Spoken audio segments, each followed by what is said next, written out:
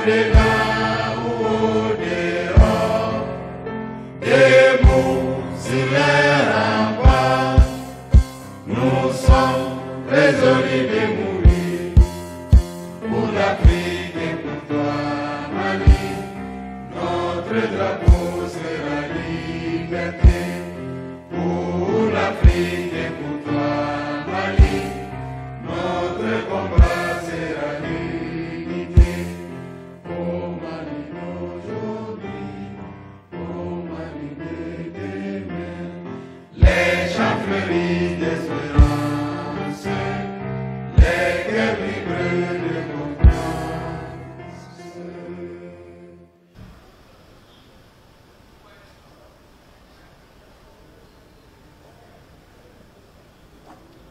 Maliennes, Maliens, mes chers compatriotes, hôtes du Mali, nous voici par la grâce d'Allah le Tout-Puissant au seuil de la nouvelle année. Je voudrais saisir cette heureuse occasion pour vous présenter mes vœux. En ce moment précis, j'ai une pensée profonde pour tous ceux d'entre nous qui souffrent pour quelque raison que ce soit, ainsi que pour nos forces de défense et de sécurité qui, de jour comme de nuit, veillent à l'intégrité du territoire et à la tranquillité de nos populations. Mes chers compatriotes, le peuple malien aura vécu une année 2022 éprouvante, mais riche en événements d'importance majeure. En effet, notre pays a été soumis à de dures épreuves liées à un contexte international difficile.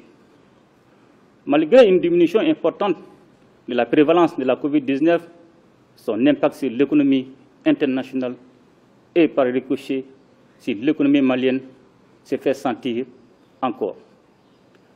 De surcroît, les sanctions illégales, illégitimes et inhumaines imposées à notre pays par l'UEMOA et la CEDEAO ont eu des effets néfastes sur la croissance économique. C'est donc le lieu pour moi, une fois de plus, de saluer la résilience du peuple malien face à l'adversité. Nous devons ceci à l'union et à la solidarité dont nous avons su faire preuve. Il nous faut donc renforcer cette union et nous engager encore plus pour notre chère patrie. Pour ce faire, nous avons décidé d'instituer le 14 janvier comme journée nationale de la souveraineté retrouvée, en souvenir de la grande mobilisation contre les sanctions illégales, illégitimes et inhumaines de la CEDEAO et de l'UEMOA. Mes chers compatriotes, l'option de la reconquête de notre souveraineté est pour nous la seule possible si nous ne voulons pas être complices de la perpétuation du système de dépendance qui hypothèque notre avenir. Aussi, avons-nous défini 3 principes qui devront désormais guider nos relations de coopération, à savoir le respect de la souveraineté du Mali, le respect des choix stratégiques et des choix de partenaires opérés par le Mali, la défense des intérêts du peuple malien dans les prises de décision. Nous ne devons point nous faire d'illusions, car la voie que nous avons choisie sera parsemée d'embûches et nous aurons à faire face à de nombreuses difficultés. Certaines d'entre elles seront réelles, car inhérentes à la complexité des questions à gérer, mais beaucoup d'autres seront l'œuvre de ceux qui ne veulent pas que nous recouvrions notre indépendance totale. J'exhorte donc chaque Malienne et chaque Malien à l'union sacrée. Mes chers compatriotes, l'année qui s'achève a été à la charnière de 2 phases importantes du processus de transition engagé dans notre pays. Comme les Maliennes et les Maliens ont pu le constater, nous avons consacré la première phase à la sécurisation de notre pays, à la lutte contre la corruption, ainsi qu'aux réformes politiques et institutionnelles. Sur le plan sécuritaire, nous avons adopté une nouvelle posture militaire et acquis des équipements qui ont renforcé l'autonomie d'action des femmes et leur capacité à se déployer sur l'ensemble des théâtres d'opération. Avec la montée en puissance de nos forces de défense et de sécurité, et le lancement de nombreuses actions offensives, la paix a changé de camp. Les groupes terroristes en sont réduits à des actes désespérés, des poses d'engins explosifs au passage des militaires et des paisibles citoyens. Dans le même temps, la lutte contre la corruption et l'enrichissement illicite a été intensifiée en vue d'enrayer ces fléaux qui retardent le développement économique de notre pays. Conformément aux recommandations des Assises nationales de refondation, nous avons engagé les réformes institutionnelles destinées à créer les bases d'élections libres et transparentes, ainsi qu'à doter notre pays d'institutions démocratiques. Au nombre des actions initiées dans ce domaine, il faut noter la création de l'organe unique de gestion des élections et la rédaction de l'avant-projet de la nouvelle Constitution, dont le processus de finalisation est en cours. Il convient de noter également la mise en place du comité indépendant de suivi et évaluation des recommandations des Assises nationales de la refondation. Mes chers compatriotes, c'est sur la base de ces acquis que la seconde phase de la transition est consacrée au projet structurant destiné à poser les bases d'un véritable développement. Nous sommes pleinement conscients qu'il n'y a pas de sécurité sans développement qui garantisse un mieux-être pour les populations. C'est ainsi que nous avons décidé de relancer la Comatex et l'usine malienne des produits pharmaceutiques. Dans l'optique du renforcement du tissu industriel de notre pays, 2 usines de filature de coton seront créées à Bamako et à Koutiala.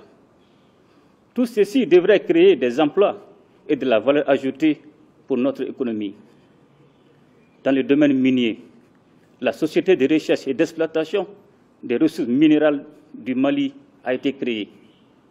Par ces faits, nous ambitionnons de mettre les ressources minérales au service du développement exclusif de notre pays. Il faut noter aussi la relance du secteur ferroviaire. Le gouvernement est engagé sur plusieurs fronts en vue de la satisfaction des besoins fondamentaux des Maliens. Le projet de création du complexe hospitalier de 4e référence, qui s'ajoute à l'hôpital militaire de même niveau, participe de cet esprit. Aujourd'hui, plus que jamais, nous devons rester unis et engagés pour les grands chantiers de développement. Notre pays est riche en ressources naturelles, notre peuple est brave et travailleur. Ensemble, nous pouvons et devons créer les conditions de l'émergence du Mali. Mes chers compatriotes, nous comprenons combien nos populations sont éprouvées par un contexte économique difficile pour l'ensemble des pays du monde. C'est pourquoi j'ai instruit le gouvernement de prendre des mesures pour contrer l'augmentation des prix des produits de première nécessité. Il faut rappeler que tout ceci intervient dans un contexte de baisse des recettes de l'État due à l'insécurité.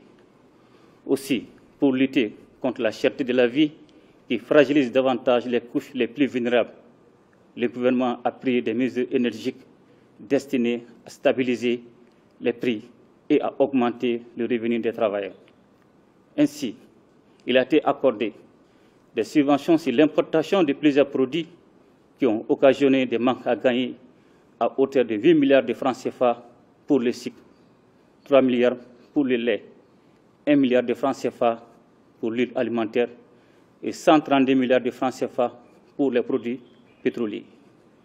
Dans le même temps, l'harmonisation de la grille salariale induisant une augmentation des salaires pour les travailleurs d'un coût annuel d'environ 200 milliards de francs CFA. Cependant, au regard des résultats mitigés des mesures destinées à contenir les prix, il apparaît clairement que certains acteurs ne jouent pas le jeu de la transparence. C'est pourquoi il me paraît nécessaire d'exhorter à une action globale contre la cherté de la vie, impliquant le gouvernement, les opérateurs économiques et la population. Chacun devra jouer sa partition pour que les sommes importantes mobilisées pour cet objectif ne soient détournées et utilisées à des fins malsaines. Mes chers compatriotes, la réussite du Malikoura dépendra de notre cohésion et de notre engagement.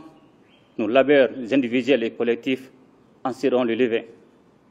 C'est donc avec beaucoup de confiance en l'avenir que j'adresse à chaque Malienne et à chaque Malien, ainsi qu'à nos autres, mes sincères vœux de bonne santé, de réussite et de bonheur.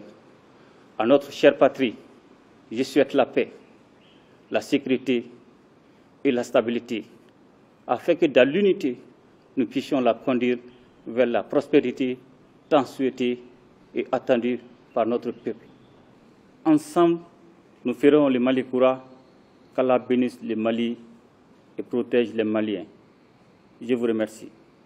À ton appel, Mali, pour ta prospérité, fidèle à ton destin, nous serons tous unis.